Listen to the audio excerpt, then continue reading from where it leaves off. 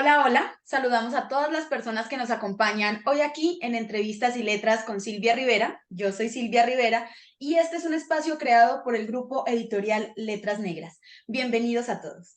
El día de hoy nos encontramos con el escritor colombiano David Colcrave, que él viene a presentarnos su obra El demonio de la perversidad, que está publicada con el sello editorial Alas de Cuervo, por supuesto, del grupo editorial Letras Negras. David Colcrave, bienvenido. El espacio es todo tuyo. Hola Silvia, primero muchas gracias por recibirme, por la invitación también al espacio y para que hablemos de un poco del demonio de la perversidad. Ahí veo que tienes la primera edición, acá tengo la segunda, está creo que un poquito más bonita. Eh, y bueno, no, agradecer pues este tipo de espacios son muy importantes y siempre uno como escritor está muy agradecido y buscando que haya quien se tome el tiempo y la molestia, el trabajo además de invitarlo a uno como escritor y hablar un poco de la obra. Entonces, muchas gracias. No, muchísimas gracias a ti por estar aquí. Realmente siempre estoy muy contenta de tener colombianos en este espacio porque siento que hay mucho más en común. Los temas de los que se están escribiendo son temas que siempre me interesan y pues leer tu obra para mí ha sido muy especial. No solamente porque la he leído una, sino que porque tuve la oportunidad de leerla precisamente para este espacio. Y como que tuve la oportunidad de conectarme con historias que antes habían pasado como un poquito desapercibidas y que en esta nueva lectura dije como, ve, cosas que uno se encuentra. Bueno, yo creo que para dar como inicio a este espacio me gustaría que te presentes, que le cuentes a las personas que están aquí viendo esta entrevista quién es David Colcrave, cómo llega a las letras, cómo ha sido todo tu proceso para convertirte en escritor. Bueno, ¿quién es David Colcrave? Yo creo que empiezo respondiendo a tu pregunta. Bueno, El demonio de la perversidad es el tercer libro que he publicado. Después de este sale una novela, pero es mi primer libro de cuentos. Antes ya había publicado Condorcet, el arte de mentir, por allá en el 2014. Era todavía un puberto. Después publiqué una novela filosófica que se llama El mito de Roger, que en ese momento no se encuentra disponible, creo que en ninguna parte. Y El demonio de la perversidad es te digo, el tercer libro que publico y es el primer libro de cuentos. Eh, Empecé escribiendo muy joven, yo creo que como un medio de expresión. Creo que todos los que empezamos a escribir es porque tenemos algo que decir, tenemos algo que expresar, que no podemos expresar de otra manera o que no somos capaces de expresar de otra manera. Y yo creo que eso no es solo de los escritores, sino de todos. Solo que hay quien empieza expresando sus emociones a partir de, qué sé yo, de la música, del baile, del cine. Hay tantas formas. Y estamos los que empezamos a expresar todo esto a partir de la literatura. Entonces, eh, empecé a escribir, sí, muy joven. Yo creo que desde incluso antes de los 9 años. Recuerdo incluso una novela por ahí, una novela, para mí era una novela, pero realmente son 7 páginas. Pues para mí, a mí me encantaba decirle que era una novela, que todavía la guardo por ahí, malísima obviamente, pero que para mí es un tesoro, que se llama No Somos Nada. Y fue ese gusto después de expresar todo lo que tenía guardado, que no era capaz de expresar de otras maneras, eh, expresarlo a partir de la literatura. Y después de eso, pues bueno, esa necesidad, yo creo que tenemos todos los escritores de contar historias, ¿sí? Aparte porque, bueno, yo creo que los escritores somos además muy buenos lectores, o debemos ser buenos lectores, porque si no, ¿cómo podemos escribir? Y nos llenamos la cabeza de historias, de personajes, de escenarios extraños por fuera de nosotros. Y eso es una condición necesaria para luego pensar, quizá este personaje yo lo hubiera hecho diferente, quizá esta historia la hubiera escrito yo diferente, qué tal si este giro de tuerca hubiera sido más bien por este lado. Y se crea entonces esa necesidad de contar historias, a la par, porque eso nunca termina, a la par de expresar nuestras emociones, de expresar lo que tenemos adentro. En ese camino, pues bueno, me incliné por el terror. Yo escribo principalmente terror. Si bien decía que El mito de Roger es una novela filosófica, últimamente, los últimos años, me he dedicado a la literatura de terror. Y bueno, de ahí nace El demonio de la perversidad, de ahí nace la última novela que publiqué, que es Misa de Difuntos. Y yo creo que esa necesidad de terror, ¿sí? De escribir terror, es también porque es el género que más fácil nos permite expresar ciertas emociones, plantear ciertos escenarios que a través de otros géneros no es tan fácil plantear, ¿sí? Eh, Ahora hablaremos un poco de esto, pero en El demonio de la perversidad, por ejemplo, el hilo conductor es la perversidad, que en sí mismo eso es una emoción que me parece muy oscura, ¿sí? Que es justamente esa necesidad o ese placer, más que necesidad, ese placer de hacer lo malo, aún sabiendo que eso es malo. Entonces, es un tema que hay que abordar, es un tema que es importante, creo yo, hablarlo a partir de historias y que es muy difícil, y que sería muy difícil hacerlo a partir de otros géneros. Yo creo que el terror nos da esas herramientas para hablar digamos, de todos estos temas, de estas situaciones, que es difícil hablarlas a partir de otros géneros. Bueno, me gusta mucho cuando los escritores tienen la oportunidad de hablar de sus biografías y lo hacen desde pequeñas anécdotas, porque como que todas son tan especiales. Por ejemplo, ahorita ya estoy pensando qué bueno sería leer esa novela de 7 páginas, saber qué tenía David Colcrave que contarnos hace unos cuantos añitos, porque encuentro como mucha emoción en la forma en la que lo dices y me gusta encontrarme con los escritores como cuyo origen o cuya inicio en la literatura se basa precisamente en esas experiencias que tuvieron como niños, porque al tener la oportunidad de entrevistar a tantas personas me he dado cuenta que no todo el mundo tiene esa conexión desde un principio, otros hemos tenido que ir formando y tenemos que ir como de alguna manera encaminándonos solitos, ya más grandes, como en este asunto de enamorarnos de la literatura, pero cuando desde pequeño te sientes como muy atravesado por esto, creo que incluso en la obra del escritor se puede encontrar esa emoción que le genera el hecho creativo, ¿cierto? Y eso es muy especial. Yo como lectora no busco solamente leer las historias particulares, es decir, lo que me dice el escritor, sino que siempre trato como de rastrear qué cosas se le escapan de él mismo a través de las líneas y de esos secretos que le están contando a uno y que solamente puede descubrirlos uno si se pone a observar como detenidamente qué tan honesto está siendo el escritor en sus páginas. Eso es como para mí lo más emocionante y espero encontrarme poco a poco en tu literatura a ese niño de 9 años que andaba presumiendo su novela de 7 páginas, porque es como que es muy bonito. Bueno, otra cosa que esto es exclusivamente, creo yo, para las personas que están aquí conectadas viendo esta entrevista.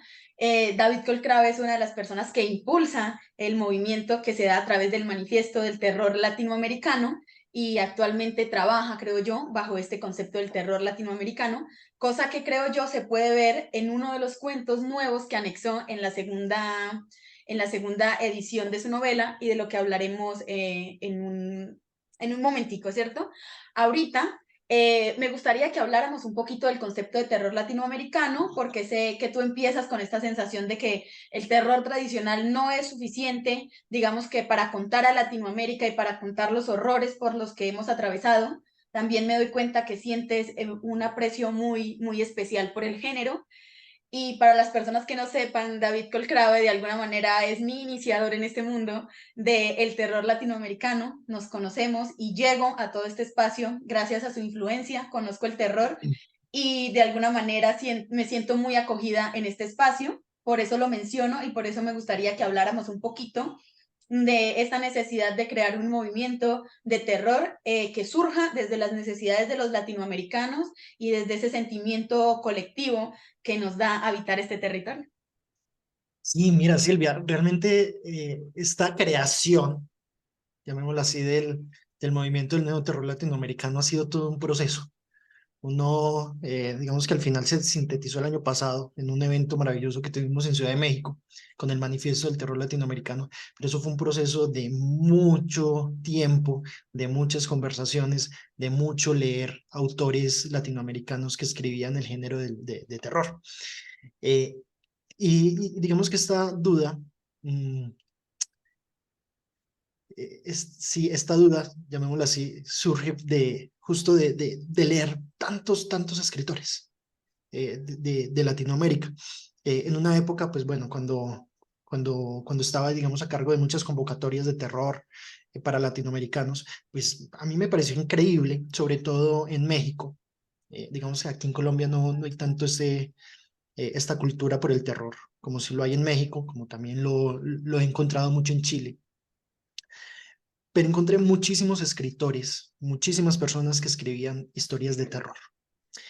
Eh, Ahora, ¿qué pasaba con estas historias? La gran mayoría de lo que yo encontraba, de lo que yo leía, eran historias que estaban imitando a los grandes clásicos del terror, que son maravillosos. ¿Sí? Yo no puedo negar, por ejemplo, mi admiración por Poe. ¿Sí? O sea, no es casualidad que el libro se llame El demonio de la perversidad, que es justamente un cuento de Poe. Eh, Entonces, mucha imitación, mucho intento de escribir como Poe, mucho intento de escribir como Lovecraft, mucho intento de escribir, qué sé yo, como Mary Shelley, como Shirley Jackson, como Bram Stoker. De vampiros, por ejemplo, encontré muchísimo escritura. Eh, y eran textos que, desde mi perspectiva, eran impostados, porque eran textos escritos por mexicanos, por colombianos, por chilenos, pero en escenarios, qué sé yo, en los Alpes suizos, en Estados Unidos, en los desiertos de por allá de Arizona, eh, cuyos personajes eran Jack Smith y Mac, no sé, McDonald, McFlurry, bueno, no sé, este tipo de nombres que ya hoy en día se me hacen tan rimbombantes, pero que fueron justamente los nombres de personajes con los que nos criamos, ¿sí? Y eso es muy interesante. Claro, no ha habido, y esto es una teoría mía, o más bien un postulado mío, no ha habido en Latinoamérica grandes referentes clásicos del terror, ¿sí? Si pensamos en escritores clásicos de terror, está Horacio Quiroga, pero aun cuando uno lee a Horacio Quiroga, uno se le hace muy europeo, o a mí se me hace muy europeo. El almohadón de plumas me parece un cuento completamente poesiano, ¿sí? Si a mí me dicen que eso lo escribió Poe, yo le creo. Entonces, por lo menos para los que leemos, para los que amamos el género y nos ha tocado leer a los clásicos, pues entonces concebimos esa idea de terror como escenarios europeos, escenarios norteamericanos, fríos, desolados en los Alpes, así muy alejados de nosotros, con personajes también muy agringados, y que al final, de pronto, cuando somos adolescentes, que buscamos emociones más inmediatas, pues nos gustan y nos gustan mucho, ¿sí? Porque, bueno, eso sí tiene el terror anglosajón, que es un terror muy inmediatista, eh, pero que a la larga termina siendo muy alejado de nosotros. Entonces ahí empieza mi curiosidad, mi inquietud, era la palabra que estaba buscando hace rato, mi inquietud de, bueno, hay mucho terror, se está escribiendo mucho terror, pero es que no nos estamos diferenciando en nada de, de Estados Unidos, de Europa, de lo que se escribe por allá en esas latitudes.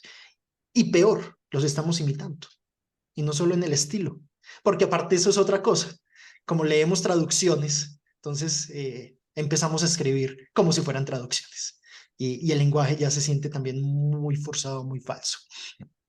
Entonces, surge pues esta necesidad, te digo, esto no es cosa mía, esto surge de muchas conversaciones que tuve con otros escritores. Eh, Surge entonces esa necesidad de pensar, bueno, ¿cómo sería posible un terror propio de Latinoamérica, un terror latinoamericano? Y ahí descubro a grandes autoras que hoy en día para mí son maravillosas y que yo creo que se le debe en este momento la actualidad del género a las mujeres autoras. Ahora podemos hablar un poco de por qué creo que son las mujeres las que han impulsado el terror y le han dado un nuevo aire al terror en Latinoamérica. Pero entonces las descubro. eh, Mariana Enríquez, Mónica Ojeda, María Fernanda Ampuero, quizá por ahí Lola Ancira en México.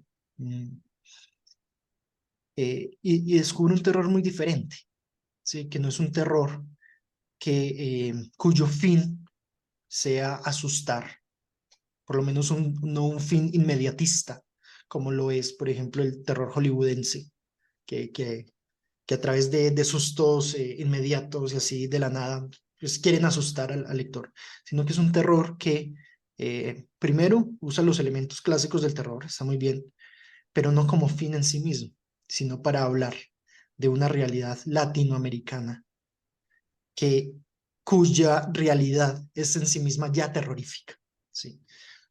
Siempre me gusta citar un cuento de Mariana Enríquez que se llama Cuando hablábamos con los muertos, para ejemplificar esto, que me parece maravilloso.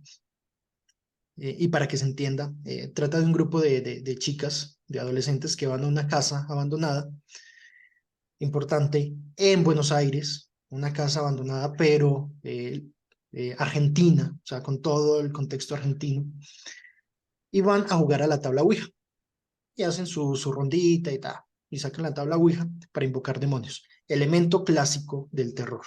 Tabla Ouija, incluso hasta cliché. Pero ¿para qué lo hacen? Para llamar a los espíritus de las desaparecidas durante la dictadura. Querían saber qué había pasado con ellas. Entonces, me parece un ejemplo muy pedagógico porque es una manera de mostrar lo que está haciendo hoy en día el terror en Latinoamérica. Por lo menos esta nueva corriente, y es, ok, el terror nos da elementos maravillosos, incluso me parece a mí más maravillosos que otros géneros, para hablar de realidades que en sí mismas ya son terroríficas y que difícilmente en otros géneros no se expresarían tan bien. Eh, de ahí surge entonces, ya, bueno, entonces empiezo a leer estas autoras, sigo con conversaciones y planteo, bueno, eso está muy bien, pero parece como muy cada uno por su lado. Hay que recogerlo en un movimiento que impulse a la gente a escribir de esta manera, ¿sí? Que empiece a escribir terror contextualizado en Latinoamérica, quizá no necesariamente hablando de las realidades sociales, que a mí me parece eso muy interesante. Hay quien prefiere más bien hablar de leyendas latinoamericanas a partir de mitos latinoamericanos, pero es eso, ¿cierto? Diferenciarnos un poco del terror anglosajón, quizá un terror que finalmente esté cerca de nosotros y, como me gusta decirlo, que nos hable al oído. Me gusta como muchísimo escuchar todas las perspectivas porque tú no eres el único escritor que hace parte de este movimiento que ha pasado por este espacio, sino que ya he tenido la oportunidad de conocer a varios escritores que definitivamente se han volcado por tratar de convertir su obra en terror latinoamericano y creo que lo están haciendo muy bien. Me encanta el hecho de que digas que este nuevo movimiento de alguna manera surge de la influencia de mujeres que escriben terror, porque eso es algo de lo que me gusta hablar muchísimo acá, y es como, no sé si decir que las mujeres tienen una sensibilidad diferente, porque parece totalizador de la voz de las mujeres como la otredad, que ha sido como ese lugar en el que hemos permanecido, pero sí encuentro que la forma de contar de las mujeres se vuelca hacia ciertas sensaciones, hacia ciertos dolores colectivos de las minorías, de la otredad, por el hecho de ser la otredad, y empieza como a surgir ahí una sensibilidad colectiva de contar lo que nunca ha sido contado. Y como se está contando lo que nunca ha sido contado, resulta muy novedoso y muy refrescante encontrarse con las voces de las mujeres en el terror, porque hay algo ahí que simplemente a mí me parece fascinante.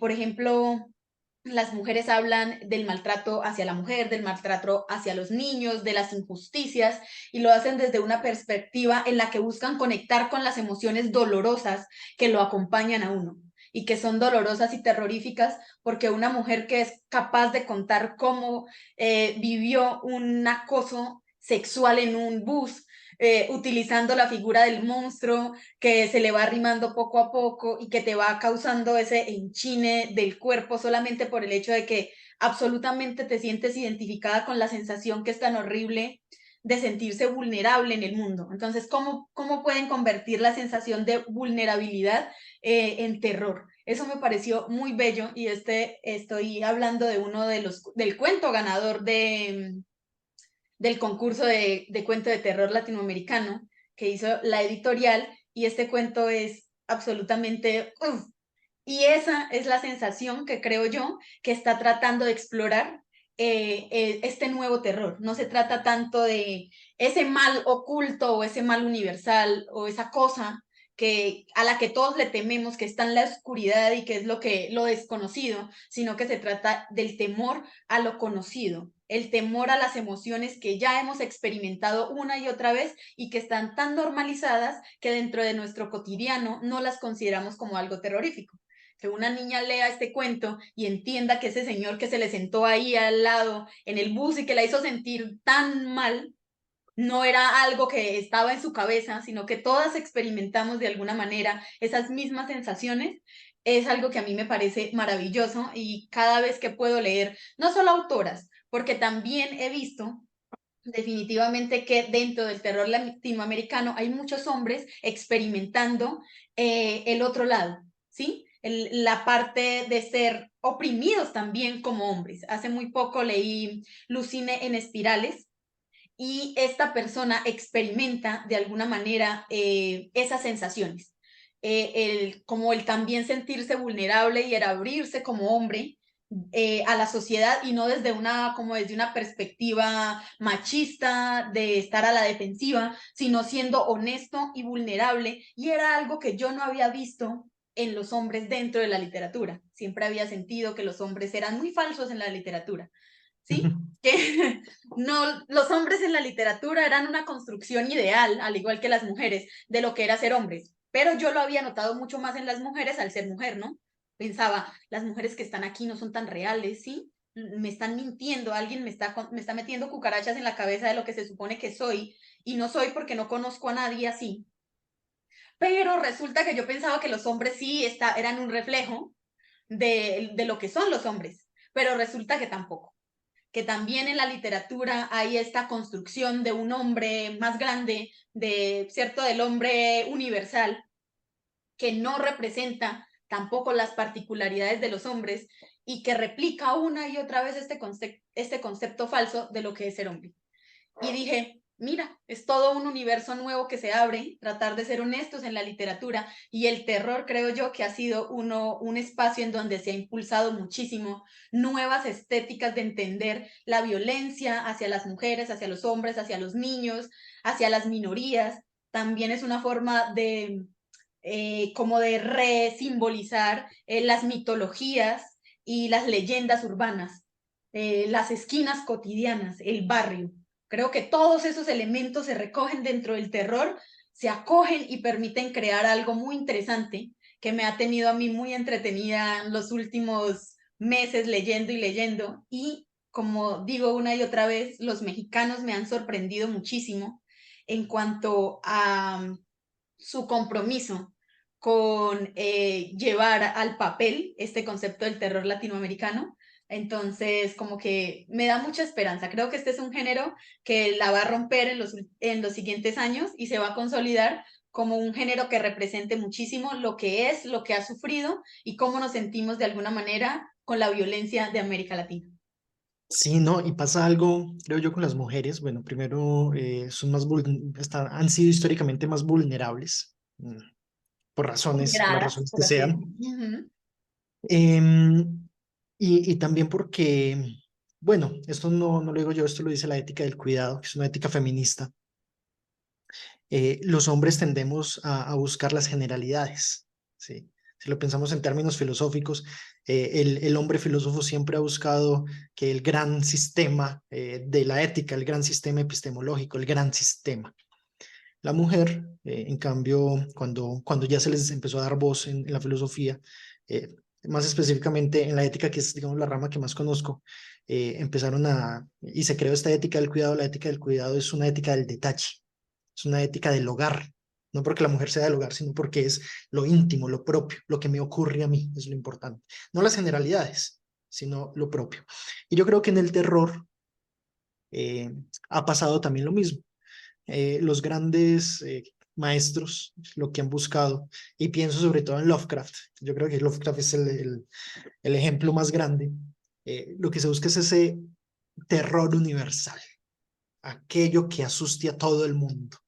Entonces Lovecraft crea su horror cósmico, ya no estamos hablando ni siquiera del mundo, sino del universo, de lo cósmico. Eso es súper pretencioso además, el horror cósmico.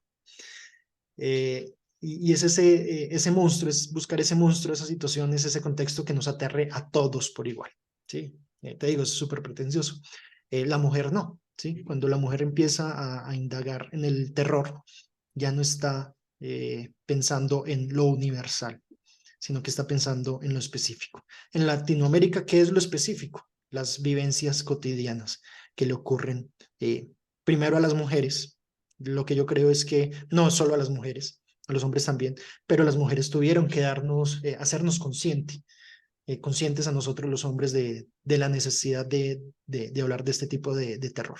Y tampoco es algo contemporáneo. Si leemos, por ejemplo, Frankenstein de Mary Shelley, sí, estamos hablando de un monstruo universal que es Frankenstein, pero en el fondo hay un terror oculto, que es el terror del autoconocimiento, ¿sí? Y de la soledad, que es algo muy parecido que encontramos en La maldición de Hill House de Shirley Jackson, ¿sí? Eh, Hay en el fondo un terror oculto, que es ese terror a, a casi que enfrentarse a uno mismo, bueno, a una misma, porque es una mujer la protagonista, enfrentarse a una misma y descubrirse ante la realidad. Entonces son temores muy específicos que yo creo son muy característicos del terror femenino. Sí, creo que se están descubriendo cosas muy interesantes a partir de la conciencia que se ha creado en torno a este género y cómo impacta a este territorio de forma muy distinta. Cosa que creo yo que todos los escritores intentamos ver cómo lo que somos rebota en el territorio en el que estamos, pero creo yo que la conciencia colectiva es lo que permite ver como esas pequeñas cosas que se repiten. Aquí leyendo uno y otro texto de mujeres y de escritores latinoamericanos, yo ya puedo empezar a hacer una línea de esas preocupaciones colectivas que puedo ver en todos y que es lo que genera los grandes movimientos. Yo siempre he pensado bueno, no siempre he pensado esto, ¿sí? No es verdad, no siempre lo he pensado, pero he empezado a considerarlo y a reflexionarlo, y es que el trabajo del escritor no puede ser un trabajo individual. Realmente en el lugar en el que estamos, el trabajo de escritura debe ser un trabajo colectivo, en el que podamos como comunidad precisamente gestar ese movimiento para que tenga un impulso, porque si no vamos a ser como pequeñas semillitas esparcidas a lo largo de todo el continente, luchando con nuestros miedos, con nuestros terrores y sintiéndonos muy solos. Creo que eso es algo que comparto con otros escritores y escritoras, y es que uno está sufriendo y narrando esos sufrimientos que le causa vivir aquí y se siente solitario. Uno piensa, no, yo soy el único que estoy acá en mi casa, reflexionando sobre esto, pensando en el mal que habita, en el mal que surge de todos los conflictos que vivimos. Estoy tan solo, nadie me entiende, qué difícil es esto. Y luego nada más te abres un poquito al mundo y ¡pum! Hay un montón de gente haciendo exactamente lo mismo que uno y que lleva mucho más tiempo y que lo ha hecho brutalmente mejor.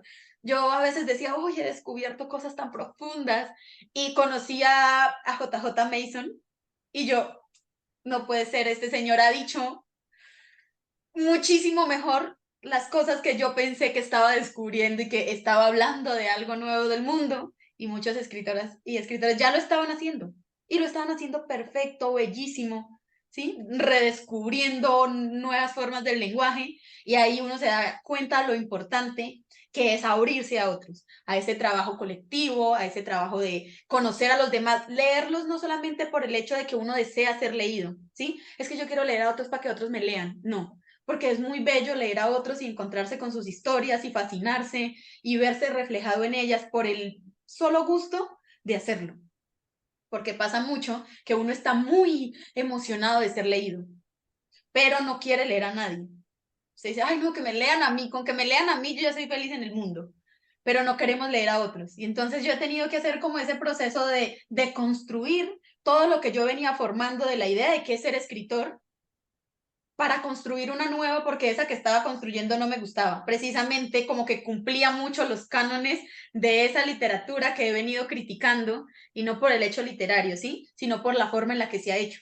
En la literatura ajena trataba de encajar en ese patrón de literatura occidental, del escritor solitario y triste, y dije, no, pues esto no es para mí, no es la forma en la que yo quiero contar, realmente quiero abrirme a otros, y me he dado cuenta que nada más dices, estoy abierto a leer a los demás y los demás te envían sus cosas y quieren leerte y quieren ser leídos. Y eso es un trabajo que me ha parecido bellísimo y me ha permitido reflexionar mucho. Y creo que he llegado un poquito tarde a este camino de la reflexión dentro del terror, porque yo apenas estoy ahí medio tocando algunas cosas, cuando sé que hay otras personas que ya tienen un camino consolidado, pero también me encanta encontrarme con algo que no esté parado en la nada. ¿Sí me va a entender? También a veces es muy abrumador llegar a algo que no está parado en la nada, que te sientas responsable de, no, yo voy a revolucionar esto. No, no me interesa tampoco a mí revolucionar nada. Me interesa entrar a ser parte y aportar un poquito y a conocerlos y a sentirme muy orgullosa de leer a personas muy cercanas de este territorio, hablar de cosas tan brutales y hacerlo desde un género que de alguna manera ha estado relegado. ¿Sí? Que para mí el terror estaba asociado a las películas, para mí el terror estaba asociado también de pronto a la oralidad, a esas historias que van de familia en familia, que te cuentan del espanto, pero entrar a este universo ha sido una cosa ha transformado no solamente la forma en la que escribo, sino la forma en la que me conecto con la escritura. Estar aquí, tener la oportunidad de entrevistar a cada uno de los escritores también me ha hecho más receptiva a la forma en la que hago mi crítica o a la forma en la que abordo los textos ajenos. Me ha hecho ser mejor persona. Y eso me gusta mucho, porque ¿quién diría que en el terror te encuentras una comunidad tan amena, tan bonita y tan receptiva? Piensas, no, es que la gente que escribe terror es un poco oscura, ñañarosa, pero no, te encuentras una comunidad muy bella y como con mucha energía de construir. Eso me recuerda hace poco me hicieron una entrevista, que de hecho vinieron aquí a mi casa, y una de las preguntas era, bueno, ¿cómo se viste un escritor de terror? Y yo, así, camiseta, jean y tenis, ya. Sí, yo creo que también es alejarnos de esa concepción de que el terror tiene que ser, de que el que consume terror, de que el que escribe terror tiene que ser oscuro, metalero, matagatos, bueno, no sé, con ojeras, que se maquilla así. No, ¿por qué? ¿Por qué? O sea, el terror no tiene que estar vinculado necesariamente con lo oscuro. Trata temas oscuros, claro, pero como ejercicio literario, como ejercicio artístico. Pues, los temas oscuros pueden ser muy luminosos si los ves. Te puedes encontrar en medio de una historia muy brutal, tranquilidad. Vaya uno a saber cómo, pero la experiencia la he vivido de estar leyendo una historia muy densa, muy fuerte, que dices, "Ah, esto me ahoga, me da tantos sentimientos", pero es liberador de todas maneras, porque es un reflejo de eso que no queremos ver. Nos negamos a querer ver las cosas horribles que están ahí a simple vista, y la literatura convierte ese cotidiano, ese que no vemos por el repetirlo una y otra vez, en algo que aparece como un cartel gigantesco que te dice como, mira, vives ahí y es lo que hay. Sí, lo he dicho varias veces, sirve también para normalizar todas estas situaciones que han sido tabú, que han sido ocultadas por X o Y razón, y que es necesario mostrarlas para que empecemos a hablar de ellas. Entonces, muy, muy de acuerdo contigo. Bueno, yo doy como por cerrado tema de terror latinoamericano para pasar a que hablemos un poquito de cómo fue la construcción de El demonio de la perversidad, qué hay detrás de construir, digamos, una colección de cuentos, no sé, todo tu proceso de escritura. Si quieres hablarnos un poquito de herramientas, de tips, me gusta que este también sea un espacio en donde la gente pueda venir a aprender cómo se escribe un poco, si quieren aprender. Bueno, El demonio de la perversidad, te dije hace rato, es mi primer libro de cuentos, probablemente el único durante mucho tiempo, por una razón, y es que yo siempre me he considerado más novelista que cuentista, incluso desde que tenía 8 años, que escribí mi novela.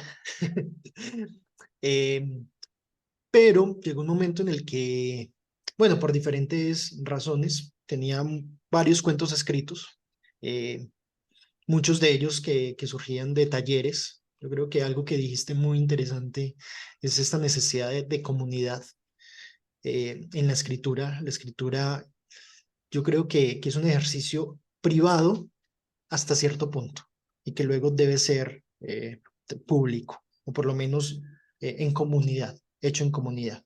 Uno escribe, claro, individualmente, pero luego el proceso que sigue, que incluso es más largo y tedioso que la escritura, es la revisión, la reescritura. eh, Todo esto debe ser en comunidad, ¿sí? Porque uno no ve su propio, uno no ve la paja en el propio ojo, ¿sí? Uno necesita de otro que le diga, eh, mira, eso que estás haciendo no está bien. Sí. Yo siempre lo he pensado, bueno, no siempre, como dices tú, pero sí he pensado que escribir un texto es como tener un hijo. ¿Sí? Duele parirlo, porque ya lo decía Bolaño, escribir es antinatural, escribir es incluso tortuoso, decía él. Eh, Escribir un texto es como parir un hijo. Y cuando uno lo pare, cuando uno tiene el texto ahí en físico, uno desarrolla ciertas emociones y ciertos sentimientos por ese bebé. Y uno lo ve hermoso, porque es el hijo de uno. Entonces uno necesita a otra persona que te diga, oye, ese hijo tuyo está como simiesco. Yo creo que hay que darle aquí unas reparaciones, quizá abortarlo, no sé, hay que hacerle algo. Pero son cosas que uno no ve. ¿Sí? Entonces esto de la comunidad me parece maravilloso. Pero bueno, me salió un poco.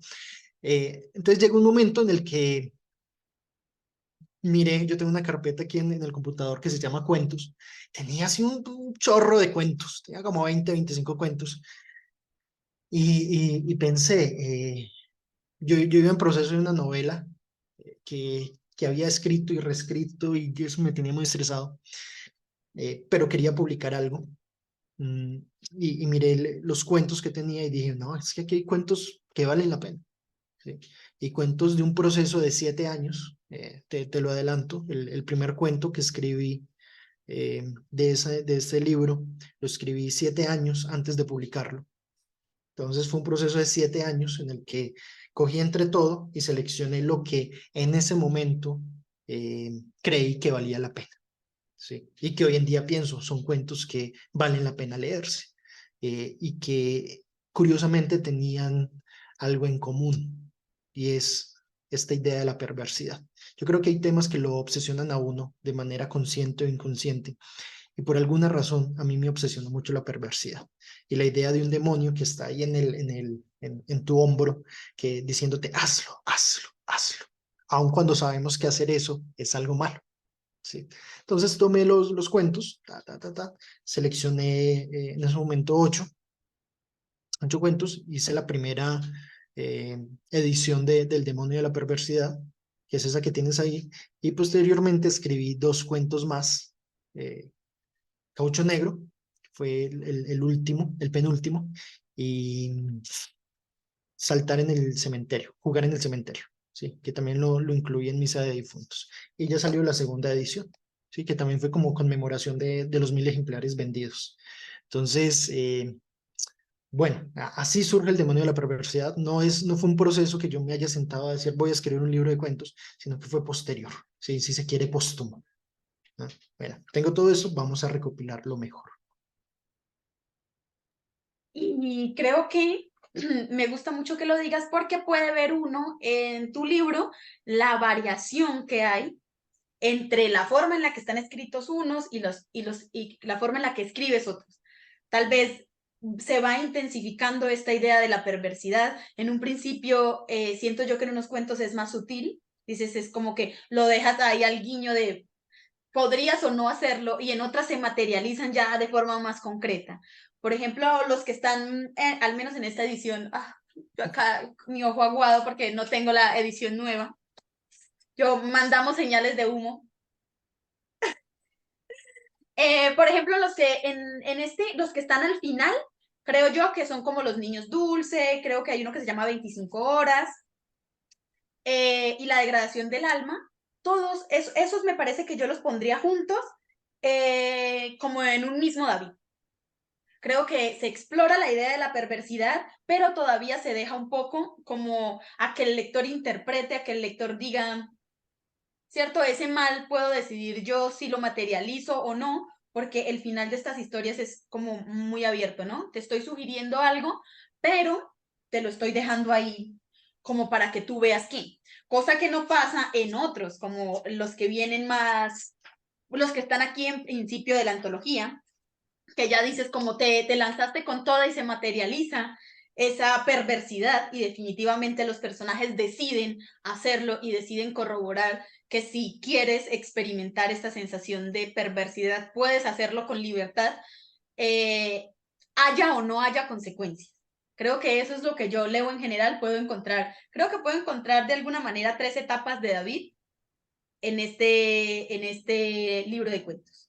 La primera etapa, una exploración de la idea de perversidad, luego una locura de decir, oh, quiero hacer todo muy perverso de una vez, y la lectura de Caucho Negro, que no había tenido la oportunidad de leerlo antes, pero creo que definitivamente en este cuento se consolida toda esta nueva idea del terror latinoamericano, lo exploras muy bien. Para mí, definitivamente, creo que este cuento podría ir divinamente en una antología diferente dedicada a el David nuevo, el David resucitado a partir de su carrera, porque creo ya que se separa un poco de la línea de lo que viene hablando en un principio y explora elementos totalmente diferentes, pero creo que ponerlo ahí hace que uno logra diferenciar esos 3 momentos de David.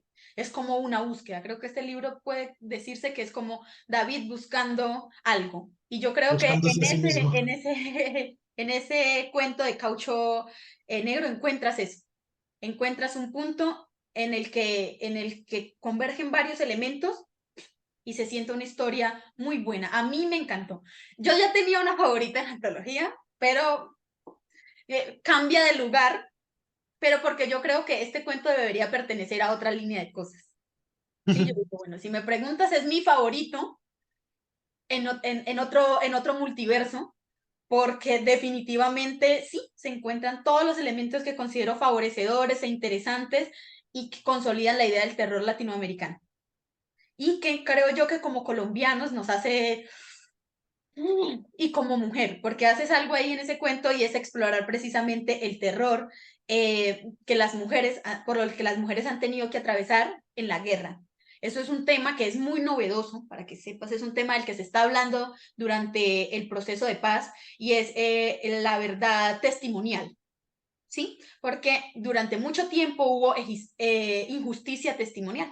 Las mujeres decían que durante el conflicto habían tenido que pasar por muchas situaciones, pero no se había tomado como un tema particular, ¿no? Oh, todo el mundo sufrió igual en la guerra, ¿no? Los hombres van a la guerra y mueren, pobrecitos los soldados, los guerrilleros que se enfrentaron, pero luego se descubre toda una forma de control y de dominación en donde los cuerpos de las mujeres son ese elemento para mandar mensajes, para, sí, para asustar a la gente. El cuerpo de la mujer se convierte como en esa herramienta en el que dice, ¿sabes qué? Si le hacemos cosas a las mujeres, desestabilizamos toda la comunidad. Cuando una mujer cae dentro de una comunidad, cae la estabilidad de esa comunidad. Y creo que es algo precisamente de lo que vienes explorando en este cuento y que a mí me encantó. Pero yo quiero que hablemos como uno a uno de los cuentos. Vamos a hablar del cuento, así pongámoslo, vamos a hablar del cuento que en un principio leí y que no me llamó tanto la atención, lo pasó desapercibido, dije como, bueno, sí, mi cuento favorito es Retrato Post-Mortem, ahí me quedé, pero con esta siguiente lectura apareció en mi radar este cuento que creo que no lo había considerado y es el último de esta antología que se llama La degradación de la Ok. que es buenísimo. Yo no lo, creo que tal vez no lo había leído con tanto detenimiento como lo leí hoy, pero entonces quiero que me cuentes un poquito de dónde surge esta historia, porque raya con la fantasía, raya con la ruptura del velo entre los vivos y los muertos, y con esta idea de la perversidad que se intensifica y te la muestra ya como desde diferentes perspectivas, ¿no? Desde la del pianista, desde la que observa el pianista y su propia existencia y cómo todo el mundo termina siendo una burbuja de cosas muy densas.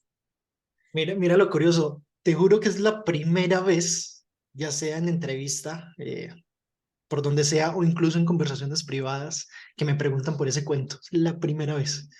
porque sí creo que ha pasado un poco desapercibida esa historia, que a mí también me gusta mucho, porque creo que también es la historia más compleja a nivel de simbolismos. Y yo creo que por eso mismo en una lectura rápida no ha quedado ahí como marcada en la mente de las personas. Eh, bueno, tú ahora separabas, tú me recuerda cuando leía a Wittgenstein o cuando me enseñaban a Wittgenstein, el primer Wittgenstein del segundo Wittgenstein. Eh, tú ahora separabas al primer David, el segundo y el tercero, ¿sí? Eh, este primero es una transición entre el primero y el segundo, ¿sí? Que yo creo que es un buen análisis de este libro, porque, bueno, esto lo decía Cortázar, eh, vinculándolo al demonio de la perversidad, yo creo que es un libro de maduración, ¿sí? Y no porque ya sea maduro el libro, sino porque se nota se ve el proceso de maduración del escritor. Y te digo, lo decía Cortázar, el escritor madura cuando deja de querer contar solo historias para contar historias con intención. Y yo creo que ese proceso se va dando también en el demonio de la perversidad. Eh, la gente no me cree, pero el primer cuento que escribí, sino que lo reescribí varias veces, es Requiem en Ex Mayor, que si tú lo ves es una historia muy de historia, es decir, no hay una intención clara de fondo que yo quiera decir algo, pero es una historia entretenida, a mí me parece brutal la historia, pero que fuera de la historia no nos dice mucho, ¿sí? Es una primera historia de un primer momento, donde también podemos meter al banquete, historia de los caníbales, ¿sí? Donde también podemos meter 25 horas. ¿Mm? Lo que pretendía en ese momento era contar historias, contar buenas historias, ¿sí? La niña boba, la hija boba, también podría meterse ahí. Eh, pero con la perversidad del alma, ya voy pasando a un segundo momento donde también puedo incluir, creo yo, la perversidad del sueño. Eh, ¿Cómo se llama el último cuento? Perdón, se me fue. Se llama La degradación del alma. La degradación del alma, sí. Estaba pensando en la perversidad del sueño, donde también puedo meter la perversidad del sueño, donde también puedo meter retrato post-mortem. Y bueno, vamos a contar una historia que a mí me parece interesante, pero que también tiene una intención. ¿Sí? En ese momento, cuando escribí La degradación del alma, estaba obsesionado con Requiem in Ex Mayor. De hecho, se combina todavía la Ujú. figura del pianista que toca las notas musicales a partir de la voz de las víctimas. Pero también quería contar algo, y era cómo podía irse degradando el alma a partir de ciertas circunstancias. En este caso, a partir de tres subhistorias, ¿sí? Como una persona buena, si iba viviendo lo necesario, se podía ir convirtiendo en alguien perverso. Su alma se podía ir degradando. Entonces, te digo, está llena de simbolismos. Yo lo pensé originalmente como un sueño, ¿sí? De hecho, esta historia hacía parte en un inicio de una historia más grande, ¿sí? Yo tenía ahí mi sueño utópico de crear una mitología de Akera, en donde un ser, una persona, creara la figura de Akera y a partir de ahí tomara vida. Al final no me gustó. Pero dentro de esa historia, que era grande, entre comillas, estaba esta pequeña historia que era un sueño, ¿sí? Ahora lo tomé y dije, está interesante cómo cuento funciona. Y también está llena de simbolismo, usted decía, porque hay muchas referencias, principalmente a Requiem in Ex Mayor y todo lo que significa la música dentro del libro, que yo creo que también es un tema importante en la historia, en el libro, en el compilado del libro en general. Y para terminar la idea, ya en la tercera historia, en el tercer David, más bien, eh, yo se incluiría, aparte de Caucho Negro, eh, jugar en el cementerio, porque jugar en el cementerio aborda un tema muy sutil, que es la pedofilia, solo que es muy sutil, pero esa era la intención de fondo, ¿sí? La pedofilia de las niñas que están solas y que la ve un pederastra, un acosador. Yo no logré ver eso, ¿sí?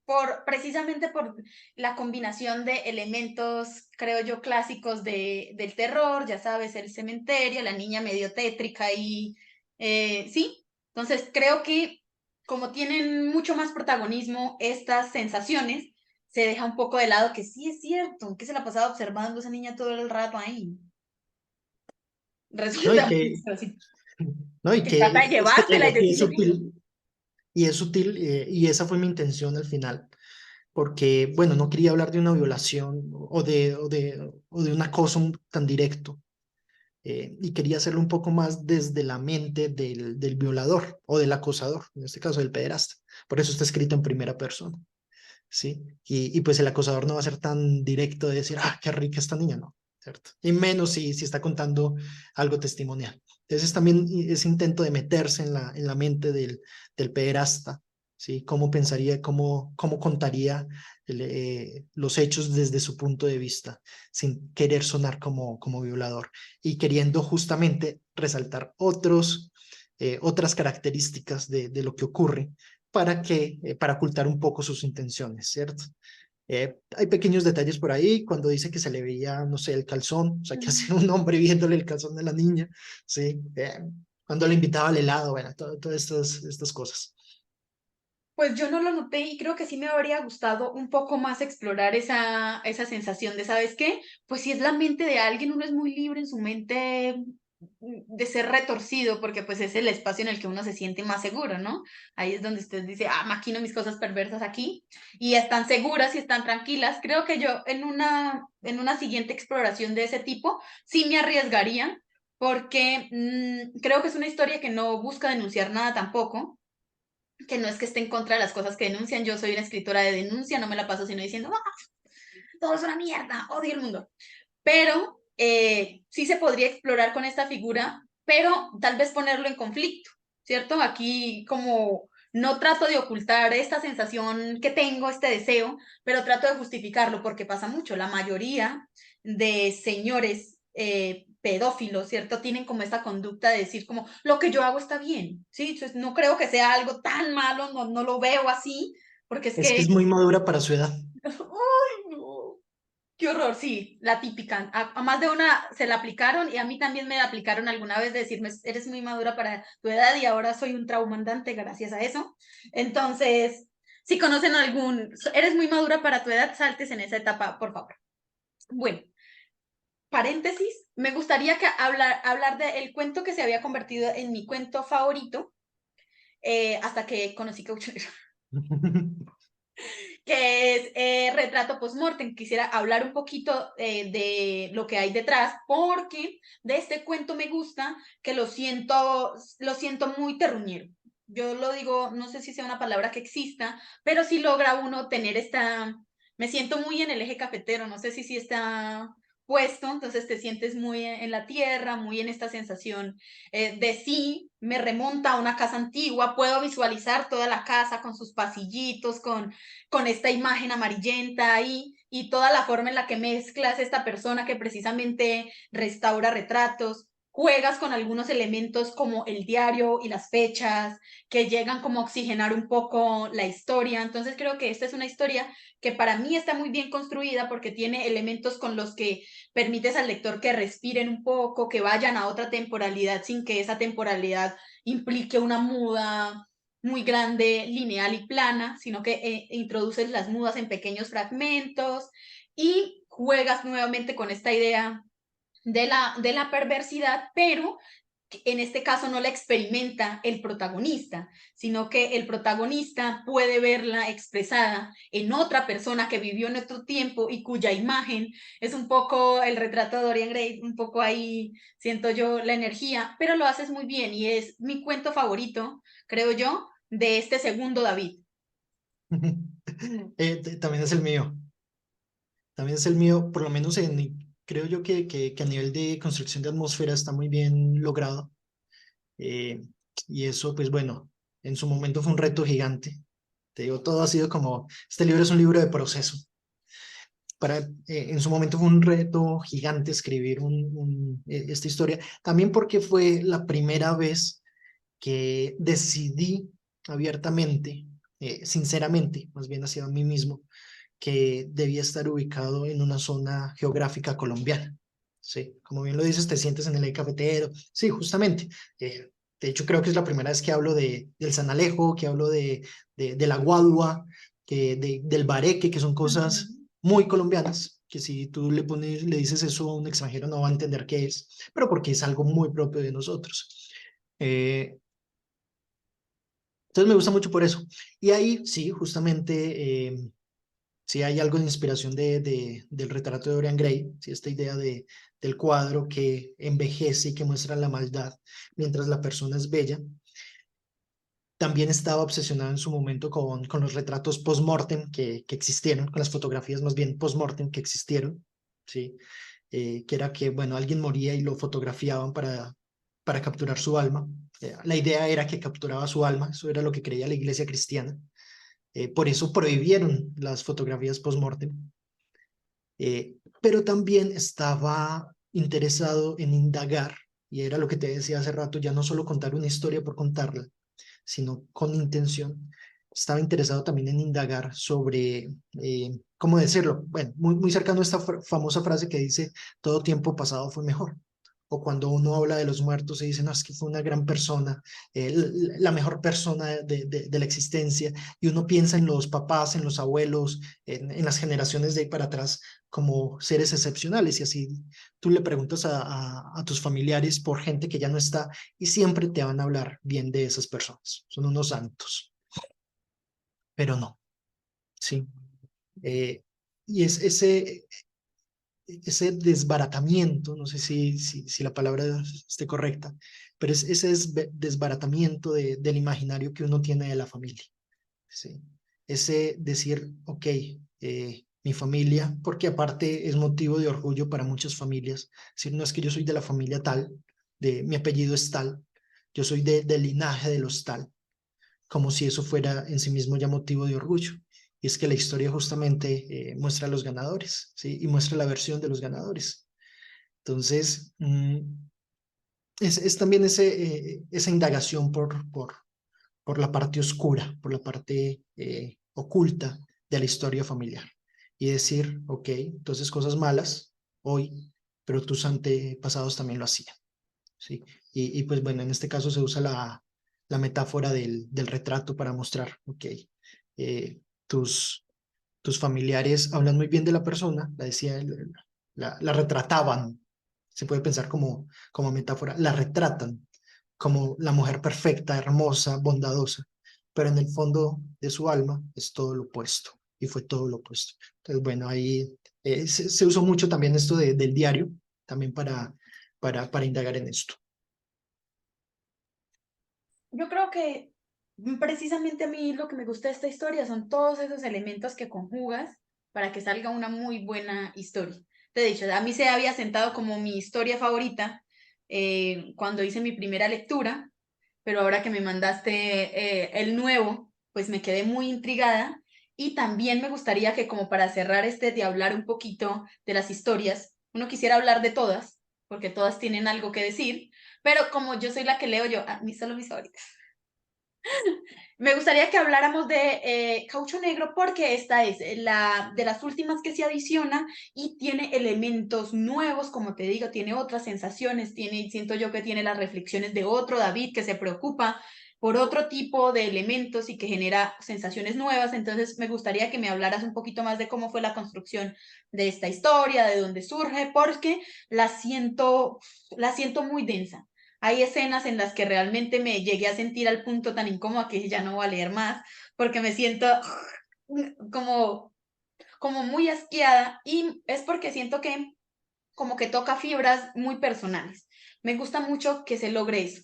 Yo siempre digo acá, porque me siento muy orgullosa, que yo soy una persona que viene del campo, ¿sí? Y entonces durante mucho tiempo en mi infancia tuve esa experiencia de los militares de cualquier bando pasando por mi casa, en la panadería de mi familia, esa sensación de que mi mamá nos tenía que esconder, ¿sí? De mantenerse protegida de esta figura tan horrible que logras retratar de muy buena forma aquí jugando con diferentes elementos para mezclar esa sensación de la perversidad ya llevada definitivamente creo yo que al menos desde nuestro territorio, al punto más crítico que hasta el momento conocemos, ¿cierto?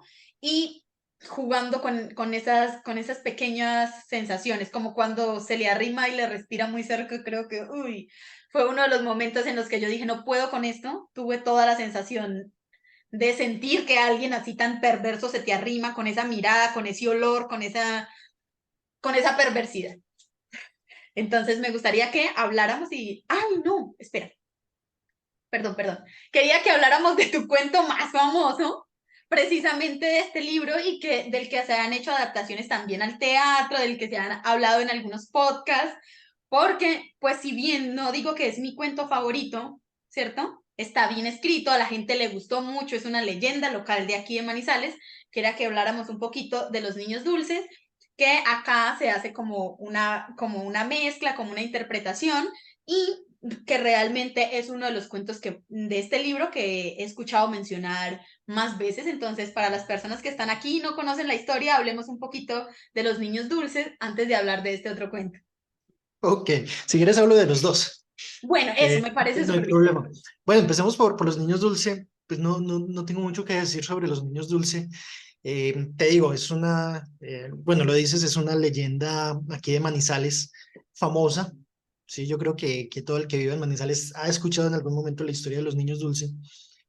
Y cuando me fui a vivir a México, me di cuenta de algo, y es que también es famosa en México. No sé si en otros países, pero en México por lo menos conocí a varias personas que conocían la leyenda de los niños dulce.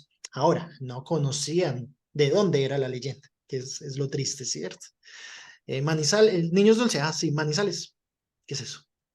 Entonces, fue también como un ejercicio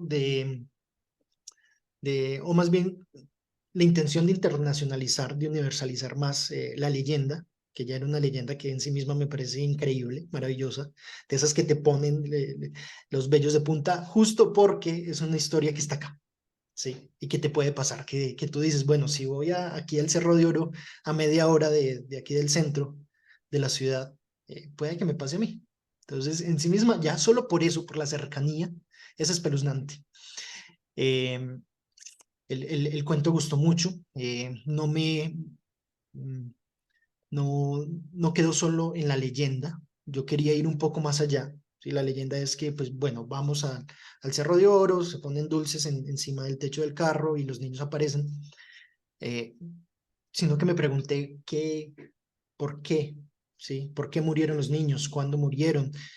¿Cuál fue, digamos, entre comillas, la maldición que hizo que se quedaran ahí pidiendo dulces para la eternidad? Entonces ahí, bueno, construí el personaje de Elvira, me inventé todo esto del orfanato, que eso fue una malinterpretación mía, porque cuando estuve investigando sobre el cuento, eh, me quedó en la cabeza la palabra orfanato, pero en realidad la leyenda original es un jardín de niños que se quemó. Pero bueno, yo ya había escrito y publicado el libro cuando me di cuenta. Eh, y eso fue increíble porque poco a poco se fue haciendo, digamos, con una ola de nieve y fue creciendo y fue cambiando también el imaginario popular de los niños dulce, de la leyenda de los niños dulce. Como ejercicio, tú puedes ir a TikTok, por ejemplo, y buscar niños dulce, y de los últimos 10 videos que han subido, eh, 9 hablan de Elvira. Te digo, Elvira es un personaje mío. Hablan de Elvira y hablan de un orfanato, ¿sí? No de un jardín de niños. Entonces, fue bastante impresionante, algo que no me esperaba. Te digo, tampoco es mi cuento favorito, pero entiendo por qué pudo haberse propagado tanto.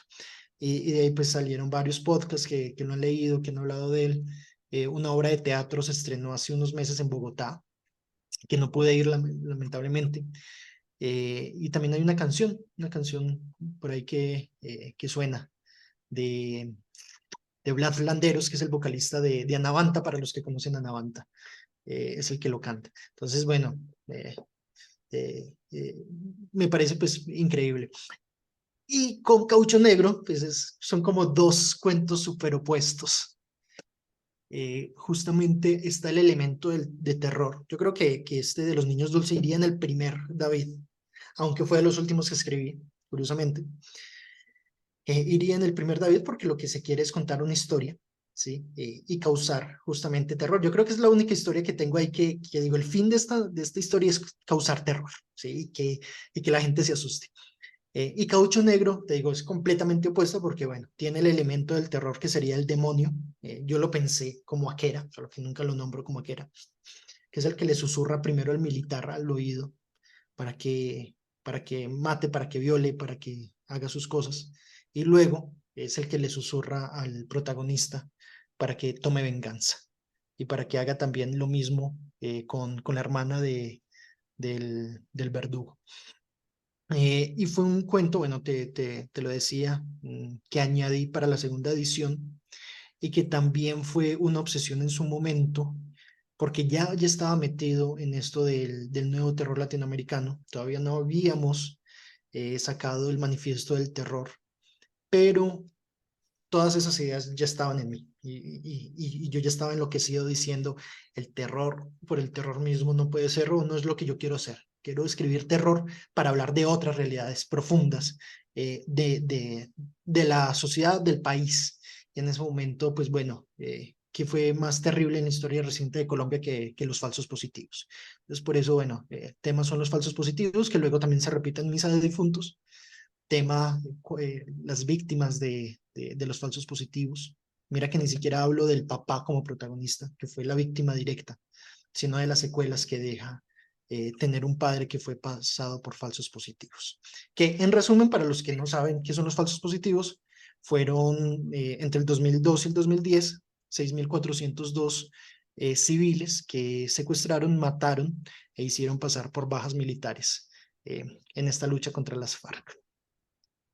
Me gusta mucho que menciones la figura del demonio, porque le juro que yo estaba convencida que era el innombrable.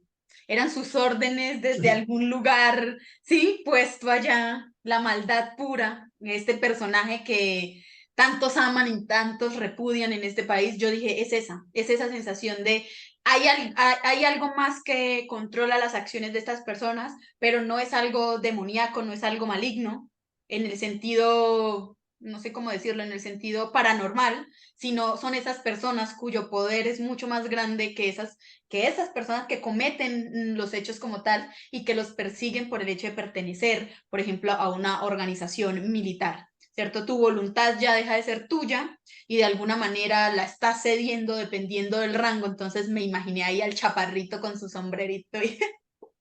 Mira que Eso eso es está lo bello de la genial. literatura, permite interpretaciones. Una vez un mexicano me dijo, es que es muy claro que esa figura es una metáfora del mal. Y para él era clarísimo. Entonces decía, y con mucho sentido decía, por eso primero está, porque el mal no tiene bandos, puede estar primero de un lado y después del otro. Todos tenemos esa parte del mal. Y yo dije, es muy sensato, no lo pensé así, pero es muy sensato. Me parece que es correcto. Que no lo haya pensado ni escrito así no significa que no sea verdad, ¿sí? Si tú lo quisiste ver como este El personaje, innombrable. está perfecto y creo que también se ajusta perfectamente, porque ¿quién más hubo detrás de todo esto que este señor? Entonces, no sé, yo creo que yo ya pregunté, ya indagué un poco sobre las dudas y sobre las cosas que quería saber del demonio de la perversidad. Me gusta recordarle a los escritores que este también es un espacio para la promoción, así que si quieren compartirnos aquí sus redes sociales, librerías, páginas en las que se pueda conseguir su libro o sus otros libros, también pues el momento de la promoción es ahora. Vale, bueno, en Internet se consigue casi que en cualquier parte del mundo y los hacen llegar hasta su casa. Si están en Santiago de Chile, está en la librería Libraria, en Manizales, sí, en Manizales está en casi todas las librerías. Ágora, El Refugio, Leo Libros, Libélula. em, Si están en Quito, está en librería Tres Gatos. Si están en Querétaro, está en la librería Los Cuervos de Po. Bueno, y otras pues, se me van. Eh, igual, si están interesados, me pueden contactar, @David_Colcrave en Instagram. Soy súper fácil de encontrar y me preguntan cómo pueden adquirirlo y sin problema miro a ver dónde están y cuál sería la mejor forma de hacérselo llegar. Bueno, David, muchísimas gracias por estar en este espacio, muchísimas gracias por compartirnos su experiencia creando El demonio de la perversidad. Agradecemos también a todas las personas que nos acompañaron hoy aquí en Entrevistas y Letras. No olviden que este es un espacio creado por el grupo editorial Letras Negras y que bendita sea la literatura. Hasta la Bendita próxima. sea la literatura.